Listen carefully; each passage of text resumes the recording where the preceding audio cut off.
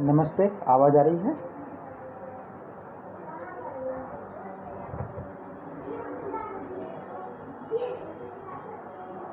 जी। हम जो है विषय शुरू करते हैं। कल जो हमने पढ़ा था उसका रिवीजन करते हैं और आज आगे के जो गुण हैं उनका हम अभ्यास करते हैं। तो पहले हमने गुण की परिभाषा हमने पढ़ी थी कल, और कल हमने रिकॉर्डिंग की, लेकिन पता नहीं कुछ टेक्निकल ख़राबी हो गई। रिकॉर्डिंग हुई भी लेकिन वो प्ले नहीं हो रही थी, इसलिए यूट्यूब पर भी अपलोड नहीं हो पाया। तो थोड़ा इसको हम समझेंगे ताकि वो कवर हो जाए कल का भी विषय। आगे बढ़ते हैं। तो वैशेषिक दर्शन के हम जो है द्रव्य गुण कर्म सामान्य विशेष समवाय अभाव, इस प्रकार से 7 पदार्थ जो हैं, 7 पदार्थों का अध्ययन हमें करना है। अब 7 पदार्थ हैं, इसलिए इसको सप्त पदार्थी शब्द का विशेष महत्व है। इसमें पूरे इस दर्शन शास्त्र में, वैशेषिक दर्शन में सप्त पदार्थ यानी 7 पदार्थों का विशेष महत्व है, जिसमें हमने द्रव्य के विषय में पढ़ लिया था, द्रव्य। अब है गुण, और गुण के बाद फिर हम पढ़ेंगे कर्म, द्रव्य गुण कर्म, फिर सामान्य विशेष समवाय अभाव। इस प्रकार से पूरा ये चलेगा। तो आज हमें पढ़ना है गुण के विषय में। कल पढ़ लिया था गुण के विषय में, 16 गुण पढ़ लिए थे। आज दोबारा शुरू से रिपीट हम करते हैं। तो गुण है क्या, गुण कहते किसको हैं, इसके विषय में हमने कल पढ़ा था। गुण का लक्षण, तो गुण का लक्षण क्या है, गुण के लक्षण के विषय में क्या कहते हैं कि द्रव्याश्रय गुणवान संयोग विभागेषु अकारणम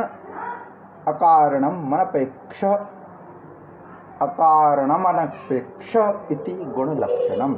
जो द्रव्य में आश्रित हो गुण के लक्षण है, जो द्रव्य में आश्रित हो, गुण से रहित हो, स्वयं गुण से रहित हो, संयोग तथा विभाग के प्रति स्वतंत्र कारण न हो, वह गुण है, वह गुण के अंतर्गत आता है। ये पूरी परिभाषा है। तो ये क्या है कि जो द्रव्य में आश्रित हो, भाई द्रव्य की तो गुण होंगे, इसलिए जो गुण है वो द्रव्य पर आश्रित हैं। द्रव्य माने कोई पिंड कह लीजिए, कोई पिंड कह लीजिए, जैसे धेनु, गाय, गौ।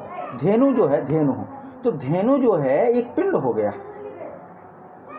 है ना, जीव का, जीव का पिंड है, या फिर हम इसको द्रव्य कह लें, है ना।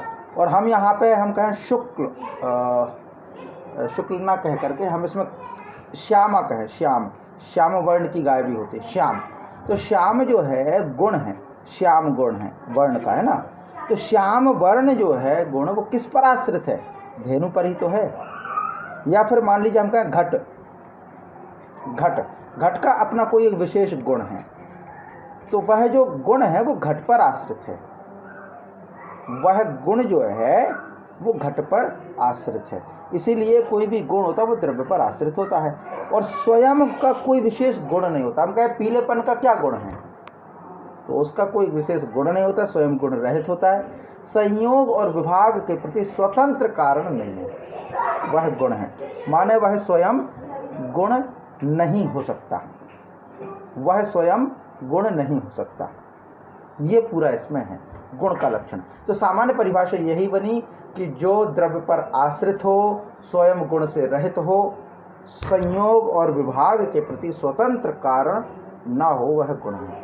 अब आगे तर्क संग्रह दीपिका टीका में अन्नम भट्ट गुण की 2 परिभाषाएं करते हैं। एक है गुणत्व जातिमान, गुणत्व जाति से जो युक्त होता है वह गुण है, माने गुण में गुणत्व जाति होना चाहिए। गुण में कौन सी जाति होनी चाहिए, गुणत्व जाति का मतलब जन्म से गुणत्व हो जिसमें। ये बात वैसी है कि धर्म में धर्मत्व हो, गुरु में गुरुत्व हो, वैसे गुण में गुणत्व हो।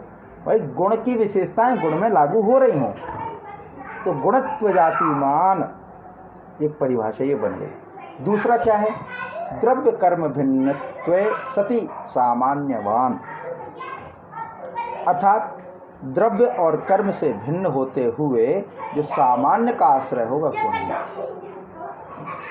द्रव्य कर्म भिन्नत्वे सति सामान्यवान, द्रव्य और कर्म से भिन्न होते हुए जो सामान्य गुणत्व जाति का आश्रय हो वह गुण है। इस प्रकार से पूरी परिभाषा हो गई। अब आगे कुछ और गुण के विषय में है।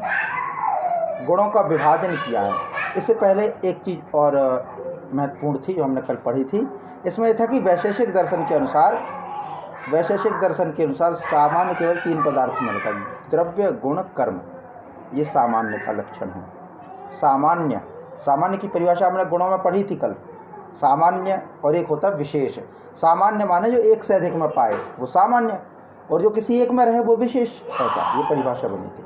तो कणाद ने, दूसरा पॉइंट है, कणाद ने 17 प्रकार के गुणों का उल्लेख किया।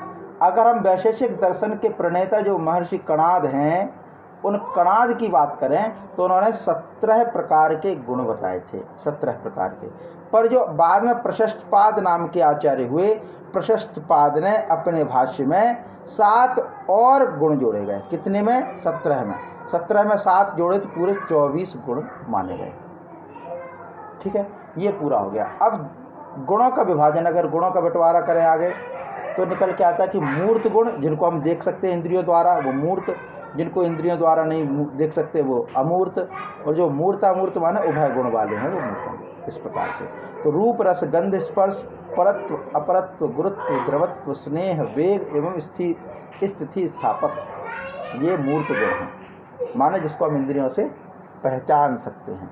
दूसरा अमूर्त गुण। अमूर्त गुण क्या है? बुद्धि, सुख, दुख, इच्छा, द्वेष, प्रयत्न, धर्म, अधर्म, शब्द, भावना, ये अमूर्त गुण के अंतर्गत आते हैं। फिर आता है मूर्त अमूर्त गुण। संख्या, परिमाण, पृथकत्व, संयोग, विभाग। तो ये मूर्त अमूर्त, मूर्तामूर्त 3 प्रकार के बंटवारा इसके हो गए। फिर आता है गुणों के दूसरे प्रकार का विभाजन। कैसा? विशेष और सामान्य गुण वाले। तो विशेष से तात्पर्य उन गुणों से जो किसी एक समय में एक द्रव्य में रहे, वो विशेष है। ये हम अभी पढ़ चुके, अभी बताया है ना, कल भी बताया था, पढ़ा था हमने इसको। विशेष का मतलब क्या है? विशेष का मतलब जो किसी एक समय में एक ही द्रव्य में रहे, वह विशेष है। और सामान्य, तो सामान्य वे गुण हैं जो एक साथ 2 या 2 से अधिक द्रव्यों में रहें, वो सामान्य हैं।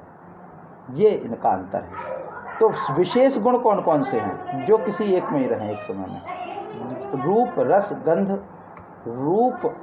गंध, स्पर्श, स्नेह, द्रवत्व, बुद्धि, सुख, दुख, इच्छा, द्वेष, प्रयत्न, धर्म, अधर्म, शब्द, भावना, ये।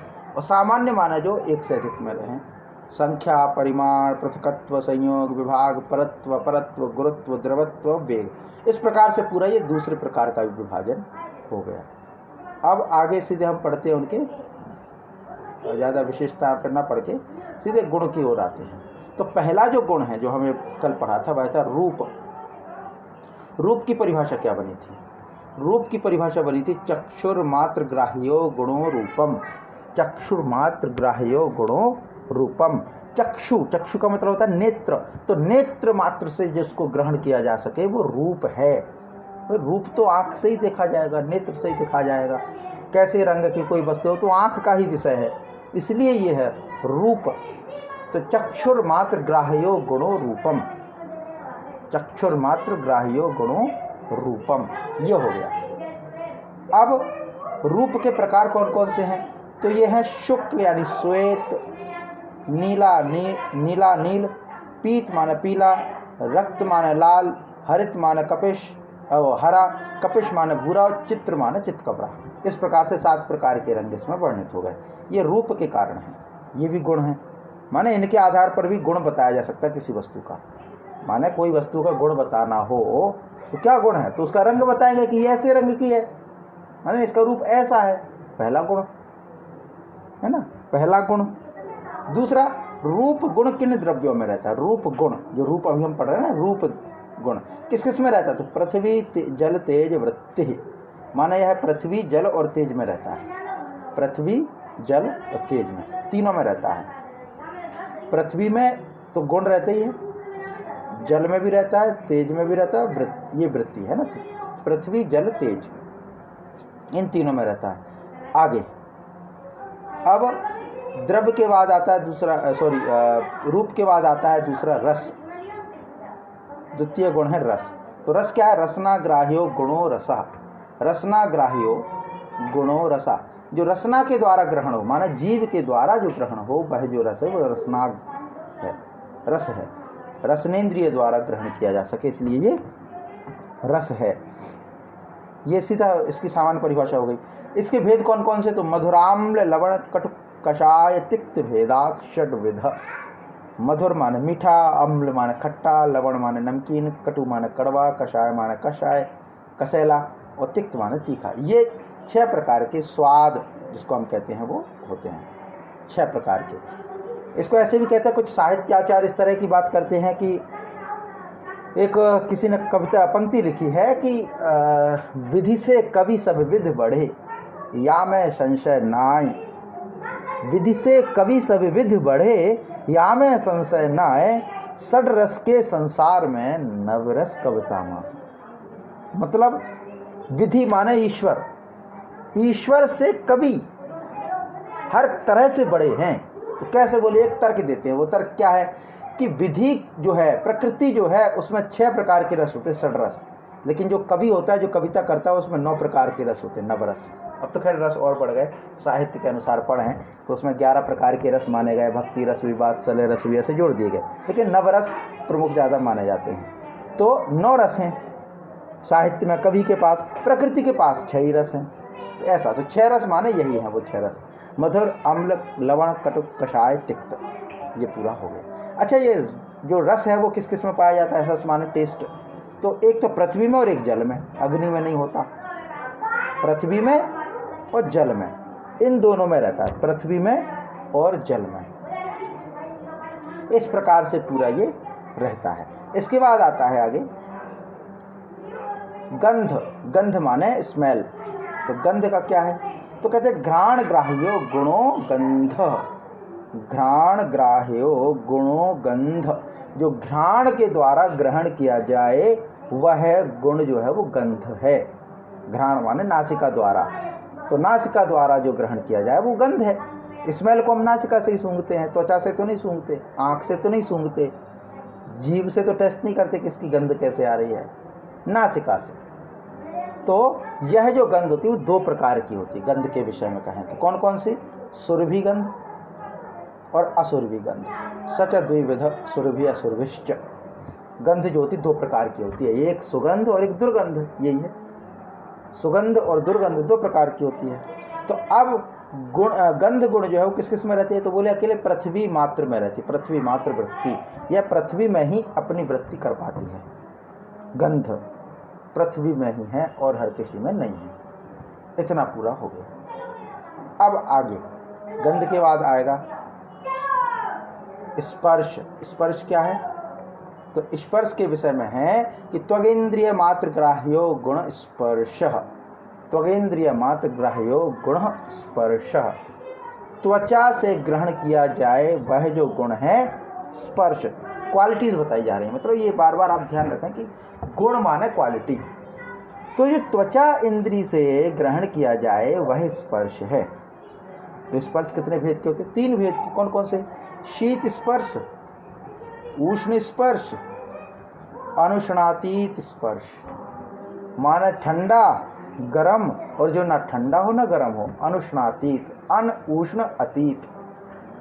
ऐसा माने ये ठंडा हो ना गरम हो, और अनुष्णातीत, ठंडा गरम जिसका दूर हट गया उसको हमने कहा ना ठंडा ना गरम, अनुष्णातीत। इसके बाद आगे अब ये जो स्पर्श है वो कहाँ कहाँ होता है?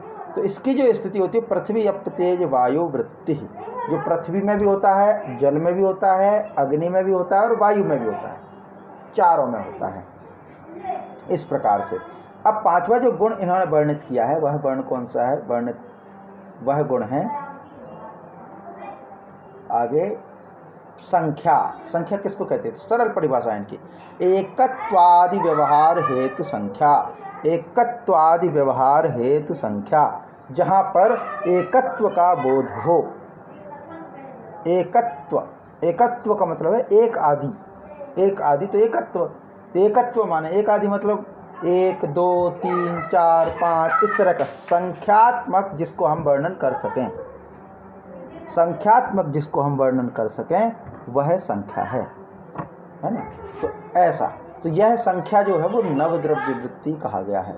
माने 1 से लेके परार्ध तक इसकी सीमा है। परार्ध तक माने इसको करते हैं एकम, दश, शत, सहस्त्र, अयुत, इस प्रकार से पूरा लक्ष्य, कोटि, अर्बुत, ऐसे चलता जाता है। माने इसको 1000, 10,000, लाख, 10 लाख, करोड़, 10 करोड़, ऐसे परार्ध तक चलता है ये। और यह एकत्व जो होता है नित्य और अनित्य 2 प्रकार का होता है। ठीक है, आगे आता है परिमाण। परिमाण क्या है? परिमाण, तो परिमाण के विषय में कहते हैं मेजरमेंट से संबंधित।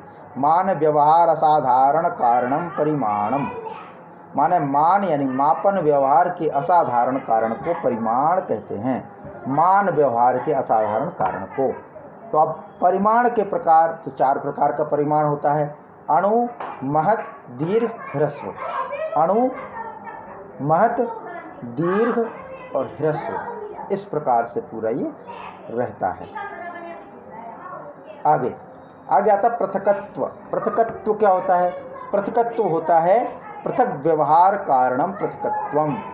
जो अलग व्यवहार के कारण जो होता है, अलग अलग व्यवहार करना, इसका जो कारण होता है पृथकत्व माना जाता है।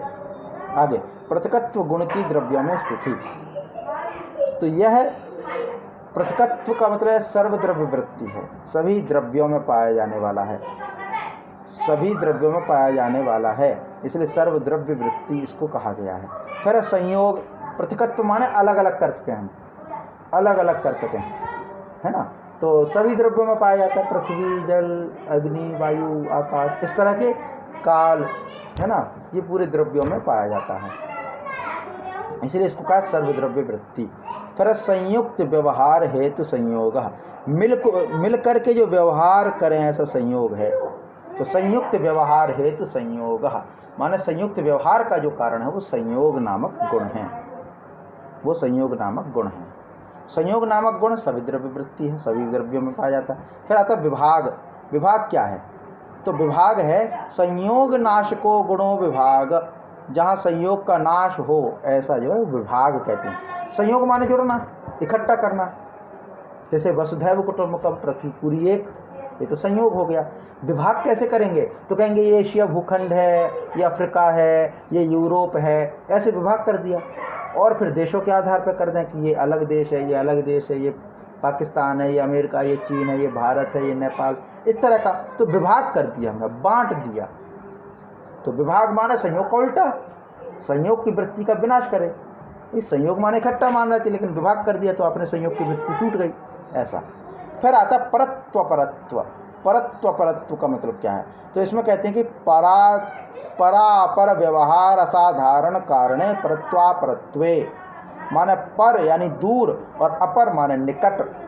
परत्व माने दूर, अपरत्व माने निकट। इस व्यवहार के असाधारण कारण को क्रमशः परत्व अपरत्व कहते हैं। परत्व अपरत्व कहते हैं, ये पूरा है परत्व अपरत्व। अब आगे है गुरुत्व। गुरुत्व क्या होता है? तो आद्य पतना समवायी कारणम गुरुत्वम। माने प्रथम पतन का असमवायी कारण गुरुत्व है। गुरुत्व माने भारीपन, तो आद्य पतन इसको कहा गया, प्रथम पतन। गुरु का मतलब पहले गुण क्या है? वो भारी हो। तो पतन माने गिरने का, उसमें वो गुण, पृथ्वी उसको अपनी ओर खींचे, वही गुरु है। और जो पृथ्वी ना खींचे, पंख है, वो धीरे धीरे आएगा, तो उसमें गुरुत्व नहीं है। वो पत्थर है, वो ज़्यादा गुरुत्व है ना। लोहे की रॉड ज़्यादा गुरुत्व है और कागज़ का टुकड़ा कम गुरुत्व है, ऐसा। तो गुरुत्व का मतलब कैसे? गिरने से पता चलता है गुरुत्व, भारीपन, ऐसा वजनदार जिसको हम कहें। तो ये होता है। तो ये पृथ्वी और जल में है, अग्नि में नहीं है, वायु में नहीं है, आकाश में नहीं, पृथ्वी और जल में रहता है। और इसी को कणाद के इसी सिद्धांत के आधार पर विज्ञान में न्यूटन का गुरुत्वाकर्षण सिद्धांत इसी गुण के कारण परिष्कृत है, परिष्कृत रूप है, इसी का अपडेट है। फिर द्रवम। द्रवम, अभी तक गुरुत्वम, अब द्रवत्वम। द्रवत्वम का मतलब क्या है? आद्य स्यंदन असमवायी कारणम द्रव्यम। प्रथम स्यंदन का असमवायी द्रव्य ही, असमवायी कारण ही द्रव्य है। स्यंदन माने बहना, तो जो बह सके वह। तो इसको 2 प्रकार से, सांसिद्धिक और असांसिद्धिक, ऐसा 2 प्रकार से इसको, नैमित्तिक जिसको कहते हैं, इस प्रकार से पूरा ये है। तो ये पूरा होगा। तो द्रवत्वम गुण पृथ्वी जल तेज तीनों में रहता है, माने द्रवत्व गुण पृथ्वी जल और तेज में रहता है। तो पृथ्व्यप तेजो वृत्ति इसकी रहती है। फिर आगे स्नेह, स्नेह क्या है? तो चूर्णादि पिंडी भाव हेतु गुण स्नेह। तो चूर्ण आदि पिंडी भाव हेतु, चूर्ण आदि पिंडी भाव का जो हेतु है उसको गुण कहते हैं, उसको सॉरी स्नेह कहते हैं। माने जो चूर्ण है उस चूर्ण को पिंड बना दे, लुगदी बना दे, तो उसका जो हेतु है, चूर्ण को पिंड बनाने का जो हेतु होता है उसको हम स्नेह कहते हैं। स्नेह माने तेल कहते हैं। और ये कहाँ है? तो कहते स्नेह गुण केवल जल में रहता है, जल की वृत्ति में रहता है। जहाँ जहाँ जल की वृत्ति है वो स्नेह है, वो स्नेह की स्थिति है ना। माने जल मात्र वृत्ति। घी है तो घी में अगर स्नेह है किस कारण से? जल के कारण से, है ना। तो इस तरह से जल की वृत्ति जहाँ जहाँ रहेगी वो स्नेह वृत्ति मानी जाएगी। अब आता है शब्द। शब्द क्या है? तो जो शब्द पहले छूट गया था वही शब्द यहाँ पे। शब्द का मतलब क्या है? तो श्रोत्र ग्राह्यो गुणों शब्द, माने श्रोत्र इंद्रिय के द्वारा जिसको ग्रहण किया जाए वो श्रोत्र शब्द है। श्रोत्र इंद्रिय से किसको ग्रहण करते हैं आप? नॉइस, वॉइस, आवाज कोई ना, साउंड को, है ना।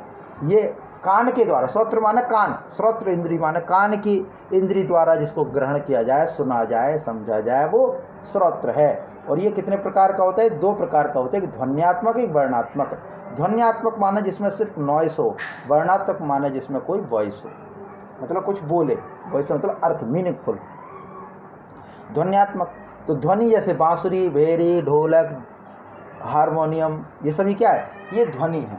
इसकी जो वृत्ति है वो कैसी है? ये जो वृत्ति मानी जाती है ये वृत्ति ध्वन्यात्मक है, ध्वनि के अर्थ में है। और दूसरी जो है वर्णात्मक, जो वर्ण के रूप में रहे, जैसे भाषाएं, हालांकि ये भी ध्वनि है लेकिन हमने उनको एक विशेष प्रकार का सिंबल दे दिया तो वर्ण बन गए। हम जैसे कहें का या खा या गा या घा या, तो ये मान लीजिए ध्वनि है तो ध्वनि ही, पर चूंकि हमने इसके लिए वर्ण बना दिए, भाषा थोड़ी स्पष्ट हो गई तो इसको हमने वर्णात्मक ध्वनि कह दिया। अगर ये वर्ण स्पष्ट ना होते तो ये भी ध्वनि बन के रह जाएगी। कोई भी वर्णात्मक ध्वनि ध्वन्यात्मक कैसे हो जाती है? तो वर्णात्मक ध्वनि ध्वन्यात्मक इसलिए हो जाती है क्योंकि उसका अर्थ समझ में ना आए। बस आप किसी दूसरी ऐसी भाषा को जानो जिसको आपने सुना ही ना हो, मलयालम है, कन्नड़ है, तो वो आपको सिर्फ ध्वनि जैसे सुनाई देगी, उसको आप समझ ही नहीं पाओगे। भाषा तो तब है जब आप उसको समझ पाओ। भाषा का तो अर्थ ही यही है। भाषा का अर्थ वही है कि आप अपने भावों का आदान प्रदान कर पाएं। पर ऐसी कोई भाषा जिसमें आप अपने विचारों का आदान प्रदान ही ना कर पाएं तो वो भाषा नहीं है, वो ध्वनि है। फिर ध्वनि मतलब जिसको आप डिकोड ना कर पाएं, बस इतना सा अंतर है। तो ध्वन्यात्मक शब्द होता है, एक वर्णात्मक शब्द होता है। ध्वन्यात्मक शब्द होता है और एक वर्णात्मक शब्द होता है। अब इन्होंने एक विशेष बात कही थी। पहले तो ये कि शब्द का जो गुण है, इन्होंने जो केवल आकाश लिखा है, पर हमारे अनुसार केवल आकाश ना होकर के इसको थोड़ा रिसर्च का विषय, पृथ्वी भी शब्द का कारण होती है, जल भी होता है, अग्नि भी होती है और वायु भी होता है। आकाश तो है ही, वायु भी होता है, ये हमारे अनुसार ऐसा होना चाहिए। और आकाश तो है ही। तो पांचों में जिसकी वृत्ति है वो शब्द है। पांचों में वृत्ति करने वाला जो है वो शब्द कहा जाना चाहिए, ऐसा। अब शब्द गुण के विषय में स्मरणीय बिंदु क्या है? तो वैशेषिक दर्शन मात्र में ही शब्द को गुण माना गया है। वैशेषिक दर्शन में शब्द को गुण माना है, जबकि न्याय, सांख्य, योग, वेदांत, मीमांसा, इन सभी दर्शनों में शब्द को प्रमाण के रूप में माना है। तो अगर आपसे पूछा जाए कि शेश्वर सांख्य क्या होता है, सांख्य और योग में क्या अंतर है, तो आप सांख्य और योग में अंतर बता देंगे कि सांख्य ईश्वर तत्व को नहीं मानता और योग ईश्वर तत्व को मानता है। ऐसे ही अगर आपसे पूछा जाए कि न्याय और वैशेषिक में क्या अंतर है, तो सीधे हम कह सकते हैं कि न्याय शब्द को प्रमाण मानता है वैशेषिक शब्द को गुण मानता है, प्रमाण नहीं मानता। अभी कहते हैं कि प्रमाण क्यों नहीं मानता? भाई प्रमाण माने, तो कहते प्रमाण इसलिए नहीं माना जाता है क्योंकि शब्द अनुमान के अंतर्गत आ जाता है। वैशेषिक के अनुसार शब्द जो है वो अनुमान के अंतर्गत आ जाता है। अनुमान का मतलब क्या है? कोई हेतु होता है, उस हेतु से अनुमिति करते हैं आप, है ना, उसके व्याप्ति के आधार पर किसी तीसरे पदार्थ को जानने की कोशिश करते हैं। तीसरी वृत्ति जो होती है, तस्य तृतीया वृत्ति, अनुमिति होती है ना। जैसे धुआं है, धुआं के माध्यम से अग्नि का ज्ञान करना अनुमिति है। तो ध्वनि के माध्यम से, ध्वनि यानी शब्द के माध्यम से आपने व्याप्ति के आधार पर कुछ नई चीज का ज्ञान करना, यह जो वृत्ति होती है वो शब्द वृत्ति होती है। तो अब जैसे मान लीजिए किसी ने कह दिया कि शंख, जो हमने कल उदाहरण दिया था उसी को समझते हैं, शंख से युद्ध के समय शंख बजेगा, तो अनुमान करेंगे ना हम, क्योंकि इतने समय आप देखते हैं कि शंख बजा तो युद्ध हुआ, शंख बजा तो युद्ध हुआ, शंख बजा तो युद्ध हुआ, यह आपकी व्याप्ति है। तो कहीं आपने अगर शंख बजना सुना तो क्या अनुमान लगा सकते हैं कि युद्ध होने वाला है। 7 बजे की गाड़ी का अलग धुन है, हॉर्न है, और हम यहाँ पर बैठे हैं और वहाँ से हमें हॉर्न सुनाई दे रहा है, तो हमें ये व्याप्ति पता होना चाहिए कि इस प्रकार के हॉर्न का मतलब इस प्रकार की बस का निकलना है। तो जब वो आप हॉर्न सुनोगे, जब आप उसको हॉर्न सुनोगे तो आप कह पाओगे ना कि वो बस निकल गई। तो अनुमान किया ना, आपने बस को जाती हुई नहीं देखा, सिर्फ शब्द सुना, आपने सिर्फ शब्द सुना, बस को निकलते हुए देखा, बस को निकलते हुए देखा, बस इतना है। तो अब वो बस निकल गई, इसका ज्ञान आपने हॉर्न से कर लिया क्योंकि आपको पता था। अच्छा, किसी को ये पता ना हो कि ये क्या कहते हैं, अग्नि और धुआं, यत्र यत्र धूम्र तत्र तत्र वाहिनी, ऐसी व्याप्ति है, किसी को नहीं पता, तो उसके सामने धुआं उठता रहे तो उसको क्या पता कि आग लगी है, आग जल रही है। अग्नि क्या उसको आभास हो गई नहीं? क्यों? क्योंकि उसने दोनों को साथ में देखा ही नहीं। जैसे कोई ऐसा बच्चा हो जिसने कभी आजकल के ज़माने में तो संभव है कि गैस में ही आपने जो है सिलेंडर में रोटी बनाना शुरू किया, खाना बनाना शुरू किया, उसने चूल्हा देखा नहीं, हवन वगैरह कभी किया नहीं कि धुआं देखे। रसोई घर में आपने अग्नि प्रज्वलित नहीं की, गैस पे ही बनाया या इंडक्शन कुकर में बनाया, तो उसने धुआं और अग्नि को एक साथ नहीं देखा। और कल्पना कीजिए उसको कहीं बाहर से धुआं उठते हुए दिखाई दे, तो क्या वो अनुमान लगा पाएगा कि अग्नि जल रही है, आग लगी है? नहीं, क्योंकि उसने दोनों को साहचर्य देखा ही नहीं, दोनों को साथ में देखा ही नहीं। इसी प्रकार ये शब्द गुण है, अनुमान के बारे में कहता है। तो अब एक चीज़ और, ये तो इतना हो गया, अब इसमें एक चीज़ और ध्यान करने की है कि जो हमने न्याय सांख्य योग में जो शब्द पढ़ा है और ये जो शब्द बता रहे हैं, क्या एक ही है? ये अलग है, ये अलग है। वो शब्द जो कहते हैं वो होता है आप्तवाक्य।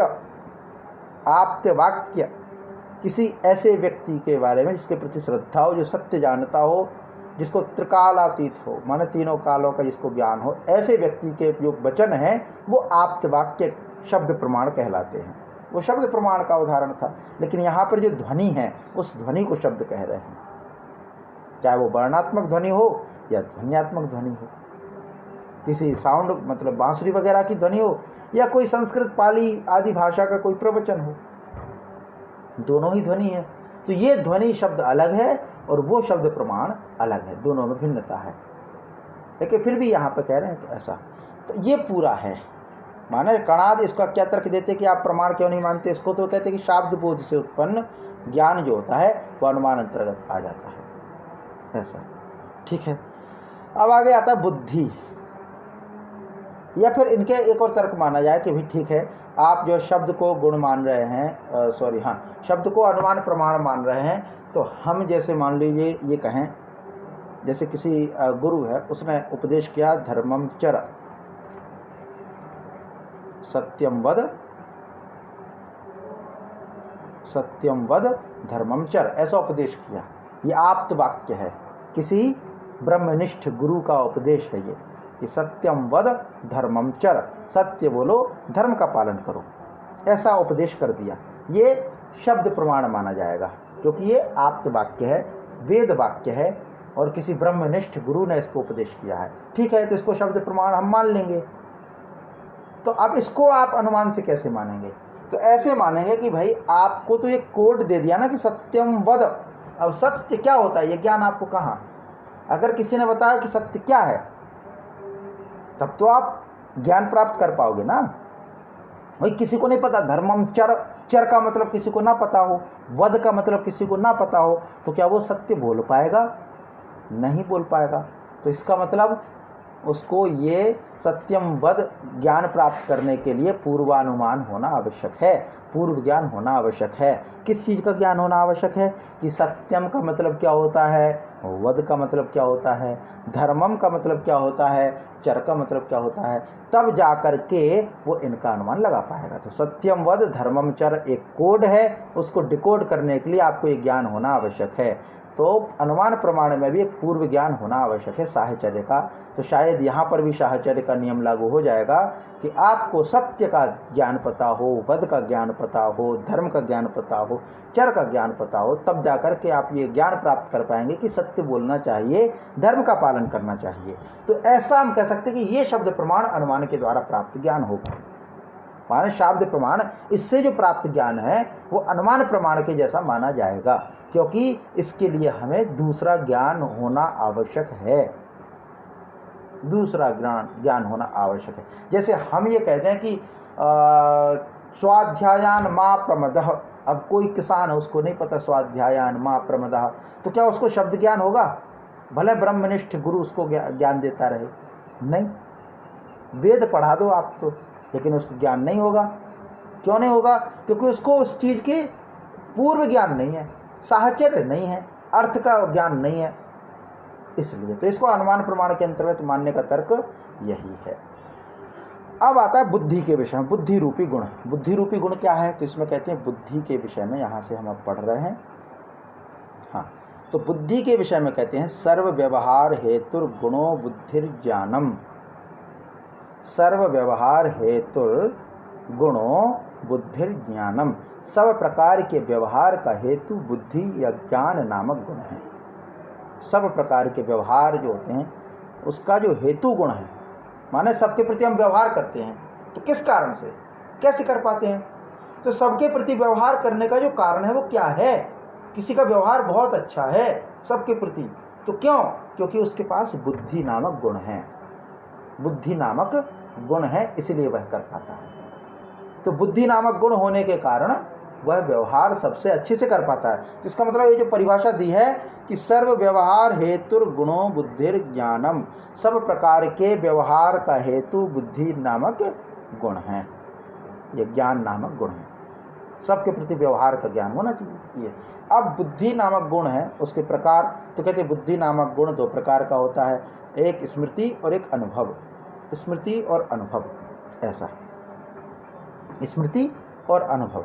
एक तो आपकी याददाश्त है ना, एक अनुभव एक्सपीरियंस आ जाना, दो प्रकार से होता है। तो इसके प्रति क्या कहते हैं, स्मृति क्या होता है और अनुभव क्या होता है, इसके विषय में हम जानते हैं कि बुद्धि आत्मा का विशेष गुण है। भाई देखिए, ज्ञानाधिकरण आत्मा होता है ना, ज्ञानाधिकरण आत्मा, ज्ञानाधिकरण आत्मा, ये आत्मा के विषय में हम पढ़ चुके हैं पहले। ज्ञान का अधिकरण आत्मा है, और यहाँ पर भी कहते हैं बुद्धि आत्मा का विशेष गुण है।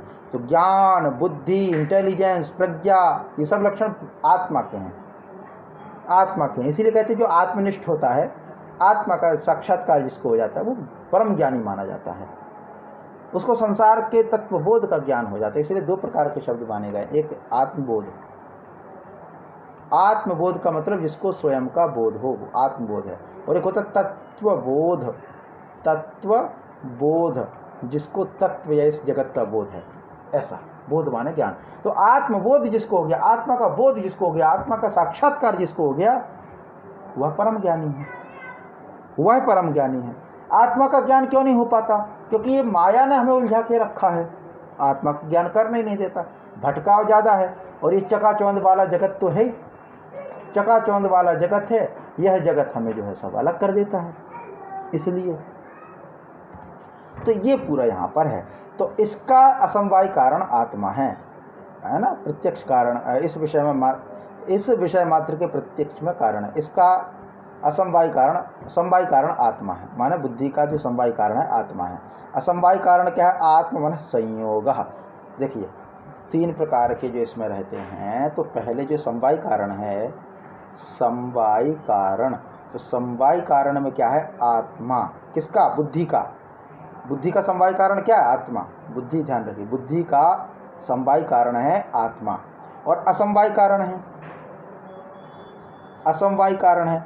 असमवाय कारण क्या है? तो असमवाय कारण है आत्म मन संयोग। आत्मा का, आत्मा प्लस मन का संयोग, इन दोनों का संयोग। तो आत्म मन संयोग ये असमवाय कारण है। निमित्त कारण क्या है? निमित्त कारण क्या है? निमित्त कारण, तो निमित्त कारण जो यहाँ पे ये कह रहे हैं, त्वं मन संयोग, त्वं मन संयोगम, इस प्रकार से निमित्त कारण ये निमित्त कारण यहाँ पर हम इसको कहते हैं। साधारण कारण क्या है? काल, अदृष्ट, ईश्वरेच्छा, ईश्वर ज्ञान, प्रयत्न, ये साधारण कारण है।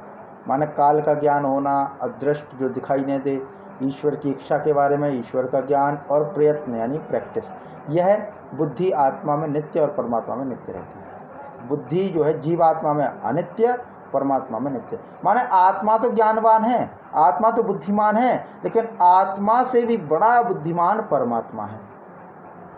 क्यों? क्योंकि आपकी जो आत्मा है, वह आत्मा के साथ में एक ऐसी चीज जुड़ी है जिसको हम जीव कहते हैं। तो ये हो जाता है जीवात्मा, ये जीवात्मा है। इसीलिए इसकी जो बुद्धि है वो अनित्य है, परमात्मा की जो बुद्धि है वो नित्य है। वो कभी ऐसा हो ही नहीं सकता कि उसमें ज्ञान ना हो। पर जीवात्मा में कई बार अज्ञान भी हावी रहता है।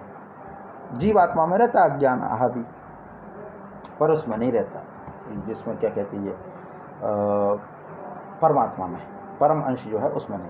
तो ये तो हो गया बुद्धि के विषय में। अब बुद्धि 2 प्रकार की बता चुकी, एक स्मृति और एक अनुभव।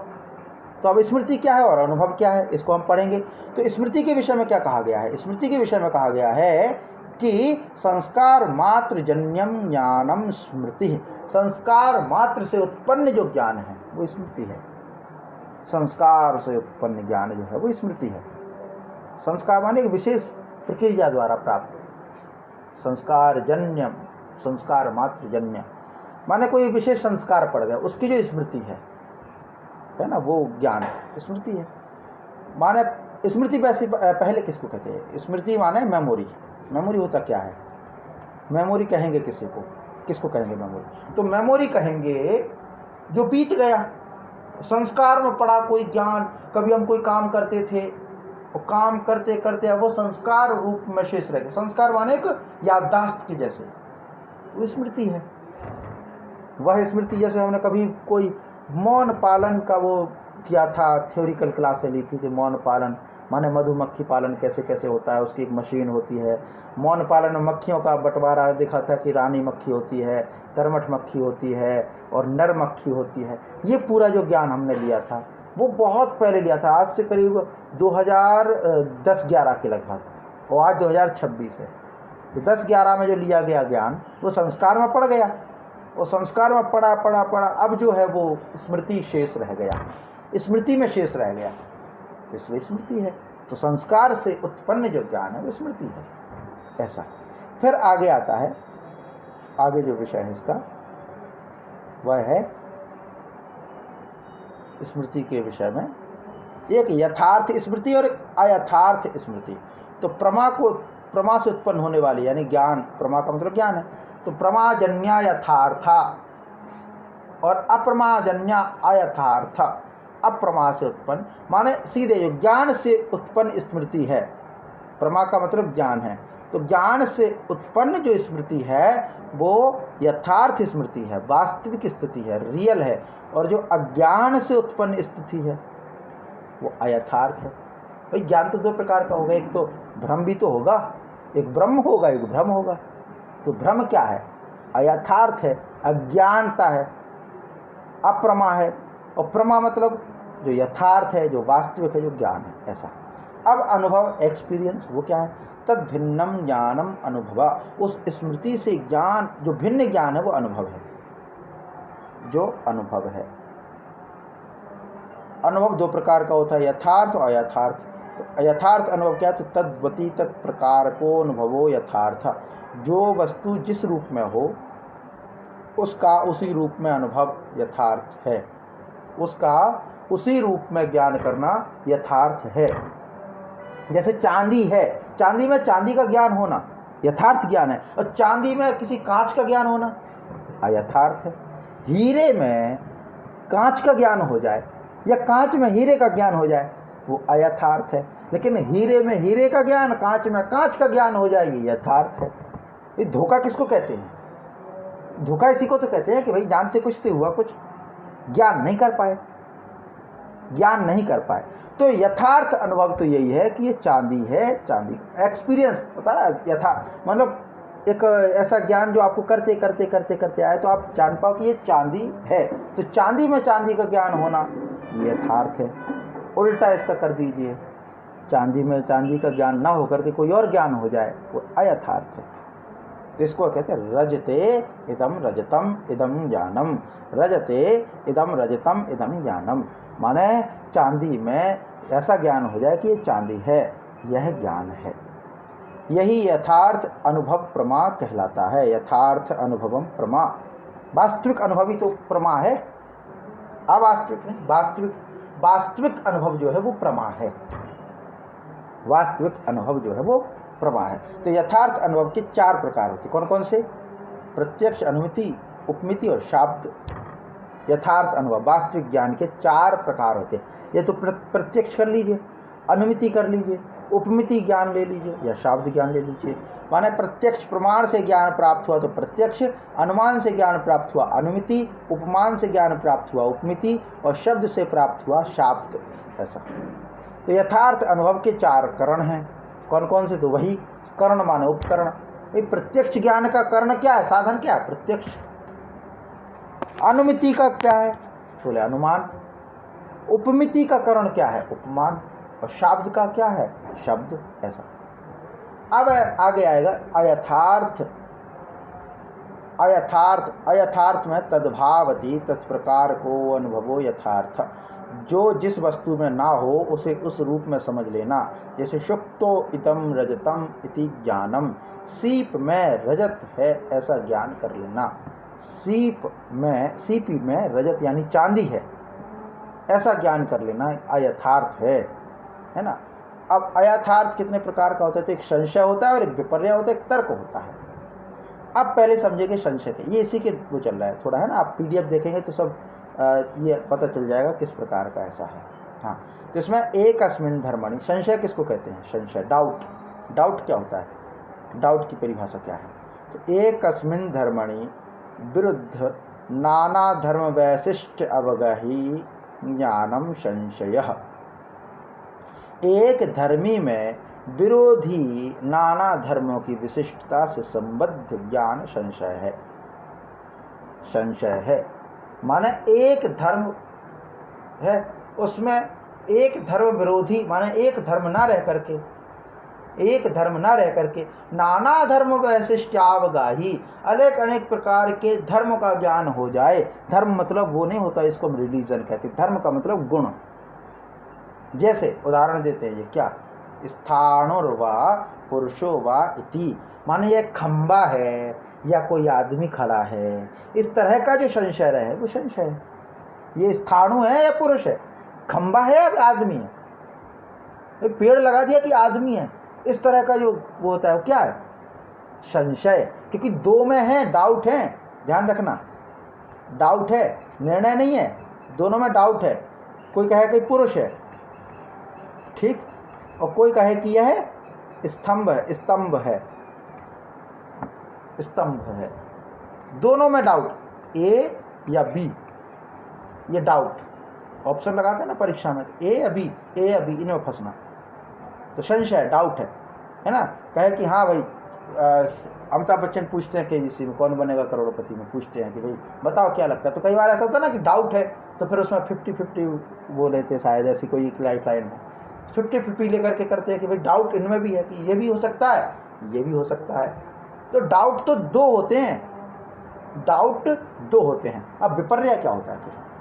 डाउट तो दो होते हैं। संशय हो गया, संशय माने आप अभी रास्ते पे खड़े हैं और सोचते कि मैं इस रास्ते पे जाऊं या उस रास्ते पर जाऊं, इस रास्ते पे जाऊं या उस रास्ते पे जाऊं, ऐसा असमंजस रहना, ऐसा असमंजस में रहना, तो वह जो डाउट है वो संशय है ना। तो ये संशय आ गया यहाँ पर। अब आता है विपर्य। विपर्य क्या है? तो संशय और विपर्य में सामान्य अंतर है, उसको आप देखिए।